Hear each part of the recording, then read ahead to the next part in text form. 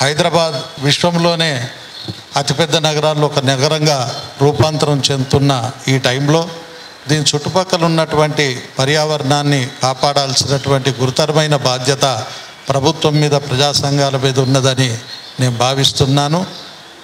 Technology మానవ జీవితంలో భాగమై ఉన్నది, దాన్ని ఎవరం కాదనలేం. సెల్ ఫోన్ లేకుండా మనకు ఒక రోజు కూడా గడవదు.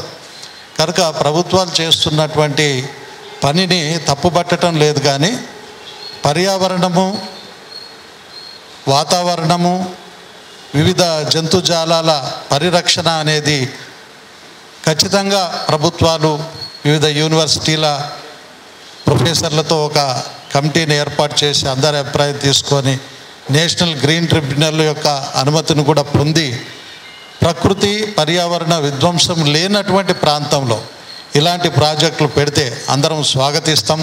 అది మన దేశానికి, మనందరికీ ఉపయోగపడుతుందని మాకు కూడా తెలుసు. మేము కోరేది ఒకటే, ప్రకృతి, వివిధ అరుదైన జంతు జీవజాతులు నశించిపోకుండా కాపాడాలనేది మేము కోరుకుంటున్నాం. భారతీయ కిసాన్ యూనియన్ తరఫున ఈ పోరాటం చేస్తున్నటువంటి మిత్రులకు మా మద్దతు ఎల్లప్పుడూ ఉంటుంది. వారి యొక్క పోరాటానికి మా సంఘీభావం ఉంటుందని తెలియజేసుకుంటూ, ప్రభుత్వం మరొక ఆల్టర్నేటివ్ ప్రాంతం ఏదైనా ప్రకృతి విధ్వంసం, జంతు జీవజాతుల విధ్వంసం జరగని ప్రాంతాన్ని ఇంకో దాన్ని ఎక్కడైనా నోటిఫై చేసి అలాంటి చోట ఇలాంటి టెక్నాలజీ సెంటర్లను పెట్టి ముందుకు వస్తే బాగుంటుందని అభిప్రాయపడుతూ, వీరు చేస్తున్నటువంటి ఉద్యమానికి భారతీయ కిసాన్ యూనియన్ ఎల్లవేళలా మద్దతు ఉంటుందని తెలియజేసుకుంటున్నాను. దామగుండం అడవిలో 2900 ఎకరాల భూమి, 12 లక్షల చెట్లు, 16,000 ఔషధ మొక్కలు, ఒక 500 పురాతనమైనటువంటి చెట్లు ఈ దామగుండానికి సంబంధించిన దాంట్లో. అదొకటైతే అతి పురాతనమైనటువంటి దేవస్థానం ఒకటి. వీటన్నింటినీ విధ్వంసం చేసి ఈరోజు ఉత్తరప్రదేశ్లో ఒకప్పుడు 3,000 చెట్లను కొడితే ఒక చిప్కో ఉద్యమం వచ్చింది. మరి ఈరోజు 12 లక్షల చెట్లను కొడుతుంటే దేశం అంతా అసలు ఏ రకంగా దీని మీద స్పందించాలా ఇక మనము ఆలోచించాల్సినటువంటి విషయమే. ఎందుకంటే ఈరోజు హైదరాబాదు కానీ ఈ సరౌండింగ్ మొత్తానికి ప్రాణవాయువుగా వికారాబాద్ అడవి కొనసాగుతూ ఉంది. అనేక రకాలైనటువంటి ఔషధ మొక్కల వల్ల ఇంతకుముందు అక్కడ టీబీ శానిటోరియం ఉండే అనంతగిరి గుట్టల్లో, అంటే అక్కడ ఉన్నటువంటి చెట్ల వల్ల వచ్చినటువంటి గాలి వల్లనే ఇటు నుండి రోగాలు వచ్చిన వాళ్ళు అక్కడికి వస్తే నయమయ్యేటటువంటి సహజమైనటువంటి ప్రకృతి అది. అలాంటి ప్రకృతిని ఈరోజు పొల్యూట్ చేయడం కోసం కేంద్ర రాష్ట్ర ప్రభుత్వాలు కంకణం కట్టుకున్నాయని చెప్పి చాలా స్పష్టంగా అర్థమవుతుంది. 2008, 9, 10 ఆ కాలంలో ఉమ్మడి ఆంధ్రప్రదేశ్లోనే అప్పుడు ఉన్నటువంటి ఎమ్మెల్యే రామ్మోహన్ రెడ్డి గారు ఈ యొక్క ప్రాజెక్టును తీసుకోవడం కోసం ప్రయత్నం చేస్తే అప్పుడున్న పర్యావరణవేత్తలు, శాస్త్రవేత్తలు దీనివల్ల భవిష్యత్తు పొంచి ఉంది, ఇప్పటికే ఇది యుఎస్లో పెట్టడం వల్ల అక్కడ పొల్యూషన్ ఎక్కువై రేడియేషన్ ప్రభావంతో అక్కడి ప్రజలు దాన్ని తీవ్రంగా వ్యతిరేకించడం వల్ల ఆ ప్రాజెక్ట్ని అక్కడ బ్యాన్ చేయడం జరిగింది. ఆ తర్వాత మళ్ళీ వేరే అనేక దేశాలు దీనికోసం ప్రయత్నం చేసినప్పటికీ ఇంత రేడియేషన్ ప్రభావం గల ప్రాజెక్టులు వద్దని చెప్పేసి అందరూ తిరస్కరించడం జరిగింది. దాన్ని ఈ వికారాబాదు చాలా అనేక ఇది పెట్టుకోవడానికి అనుకూలమైనటువంటి ప్రాంతాలు చాలా ఉన్నాయి. 1,00,000కు పైగా ప్రాంతాలు సూచించబడ్డాయిగా ఉన్నప్పటికీ వికారాబాద్లోనే ఇంత స్వచ్ఛమైనటువంటి అడవిని విధ్వంసం చేసి ఇంత ప్రకృతిని నాశనం చేసి ఇక్కడ పెట్టడం కోసం కంకణం కట్టుకోవడం పట్ల అనేక రాజకీయ కోణాలు, కుట్రలు ఉన్నప్పటికీ ఈ అడవిని కాపాడాలని ఈరోజు అనేక రకాలైనటువంటి ప్రభుత్వాలు చెట్లను కాపాడాలి, చెట్లను పెంచాలని, ప్రకృతి పచ్చదనం అని చెప్పేసి, పల్లె ప్రకృతి వనం అని చెప్పేసి రకరకాలుగా ఈరోజు చెట్లను పెంచమని మెసేజ్ని ఇస్తూనే ఈరోజు 12 లక్షల చెట్లు కొట్టడం అనేది చాలా దౌర్భాగ్యమైనటువంటి పరిస్థితి. దీన్ని వ్యతిరేకిస్తూ save Damagundam, save Vikarabad concept తోటి ఇప్పటికే దేశంలో మూవ్మెంట్ స్టార్ట్ అయింది. ఇప్పటికే 6 రాష్ట్రాల్లో దీనికి వ్యతిరేకంగా యాంటీ యాక్టివిటీస్ జరుగుతూ ఉన్నాయి. ఇక మొన్న రాష్ట్ర ముఖ్యమంత్రి గారు కూడా ఇనాగ్రేషన్ ప్రోగ్రామ్ ప్లాన్ చేసినప్పటికీ దీని వ్యతిరేక జ్వాలలను మరి ఆలోచన చేసో ఏమో కొంచెం వెనక్కి స్టెప్ వేసినప్పటికీ దీన్ని ఇంకా కంటిన్యూ చేయొద్దు, వికారాబాద్లో దీన్ని పెట్టాము అనే చెప్పేటువంటి ప్రకటన వచ్చేంత వరకు ఈ మూమెంట్ను కొనసాగిస్తాం. దమ్మగుండం అడవిలో 12 లక్షల చెట్లను నరుకుతున్నారని కంటిన్యూస్గా న్యూస్ రిపోర్ట్స్ వస్తున్నాయి, ఆర్టికల్ రాస్తున్నారు ఇతర జర్నలిస్టులు. వివిధ రంగాల్లో వివిధ ప్లాట్ఫామ్లలో మనకి 12 లక్షల చెట్లు నరుకుతున్నారని వినిపిస్తుంది.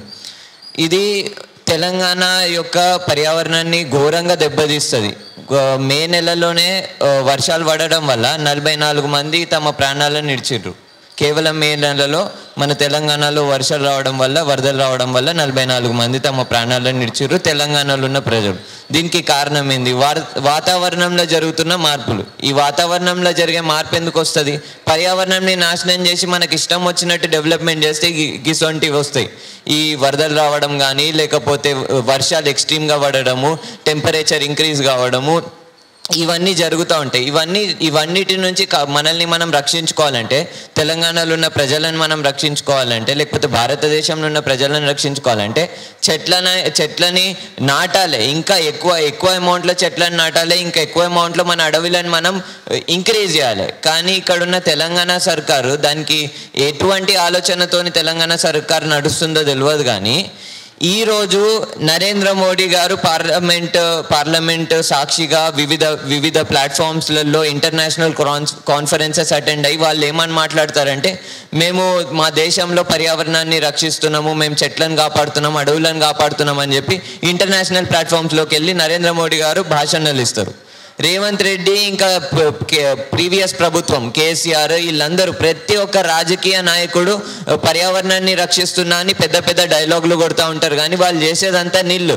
ఇప్పుడు ఈరోజు 12 లక్షల చెట్లు నరుకుతున్నారని చెప్పి మీడియాలో రిపోర్ట్స్ వస్తున్నా కానీ ఎక్కడున్నారు ఈ నాయకులు? వాళ్ళు వచ్చి మన కొండా సురేఖ గారు ఒక ప్రెస్ మీట్ పెట్టి మాట్లాడుతున్నారు, దీంట్లో ఒక్క చెట్టు లేదని. మాలో కొంతమంది యువత అక్కడికి వెళ్ళి చూసి వచ్చినారు, అక్కడ చెట్లు ఉందా లేకపోతే లేదా అని. కొండా సురేఖ గారు వాళ్ళ ఎన్వైర్న్మెంట్ మినిస్టర్ అంట, వాళ్ళకి తెలియదా అక్కడ చెట్లు ఉన్నాయో లేదో? ఒక్కసారి గూగుల్ మ్యాప్ ఓపెన్ చేయమండి. వాళ్ళకి ఏం సజెస్ట్ చేస్తున్నాం అంటే, వాళ్ళ దగ్గర ఇంటర్నెట్ లేదో ఏమో తెలియదు కానీ ఒకసారి ఫోన్ ఓపెన్ చేసి గూగుల్ మ్యాప్స్లో దమ్మగుండం అని సర్చ్ చేయమనండి. ఇక్కడ బేసిక్ పాయింట్ ఒక్కటి మస్తు క్లియర్. ఈ ప్రాజెక్ట్ దేని గురించి? నేవీ డిపార్ట్మెంట్ వాళ్ళు ఒక రేడార్ ప్రాజెక్ట్ కట్టాలని అనుకుంటున్నారు.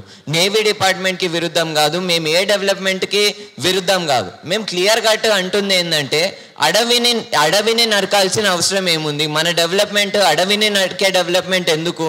ఏం చేస్తుంది? ఇప్పుడు నువ్వు అడవిని నరుకుతావు, 44 మంది మే నెలలో చనిపోయినారు. దానికి కారణం ఏంది? నువ్వు ఇట్లనే అడవిలను నరుకుంటూ ఇష్టం వచ్చినట్టు పర్యావరణం గురించి పట్టించుకోకుండా డెవలప్మెంట్ చేస్తే మన తెలంగాణలో ఉన్న ప్రజలే ప్రాణాలను ఏడుస్తున్నారు. మరి దీనికి జవాబు ఏంది?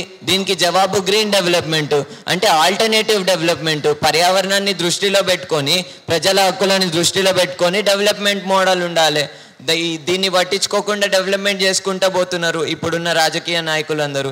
కాబట్టి దీనికి ఒక ఆల్టర్నేటివ్ మోడల్ ఉండాలి. చాలా స్పేసెస్ ఉన్నాయి, చాలా ల్యాండ్ మొత్తం భారతదేశంలో ఉంది. ఎక్కడైతే మైనింగ్ జరిగి ఉంది, మైనింగ్ చేసిన దాని తర్వాత దాన్ని రివైవ్ చేయాలి.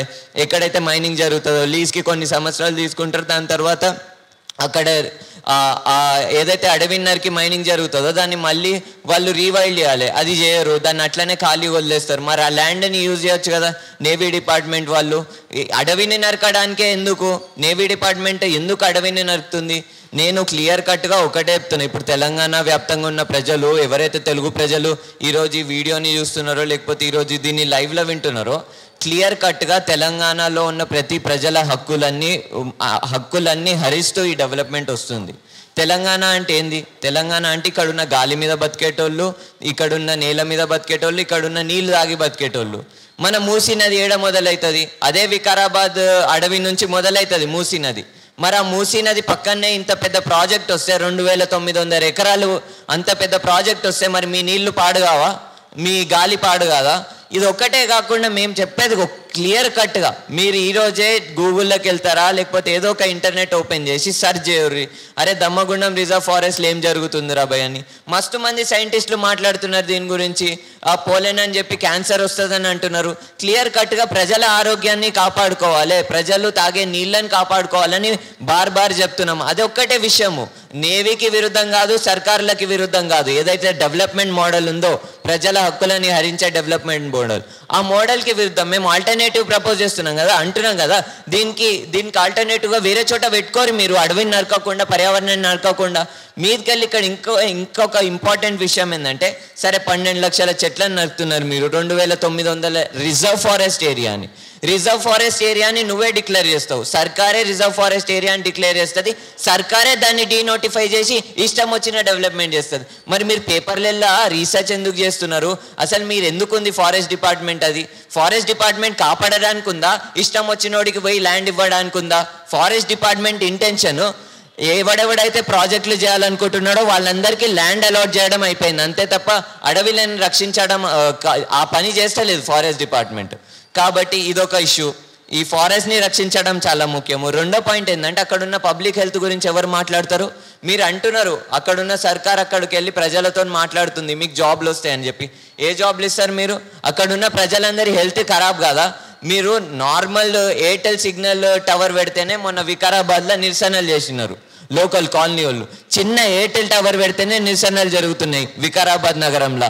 మరి ఇంత పెద్ద రేడార్ ప్రాజెక్ట్ పెడితే మొత్తం తెలంగాణ నిరసన చేయాలి, మొత్తం భారతదేశమే నిరసన చేయాలి.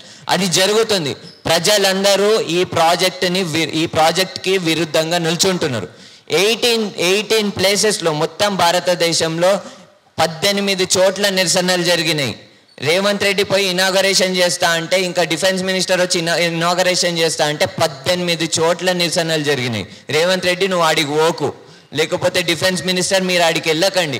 ఎందుకు ఇట్లా ప్రజల హక్కులను భంగం చేసే ప్రాజెక్టులో మీరు ఎందుకు రక్తం మార్క్ మీ చేతిలో ఎందుకు అని చెప్పేసి ప్రజలందరూ నిరసన చేసినారు.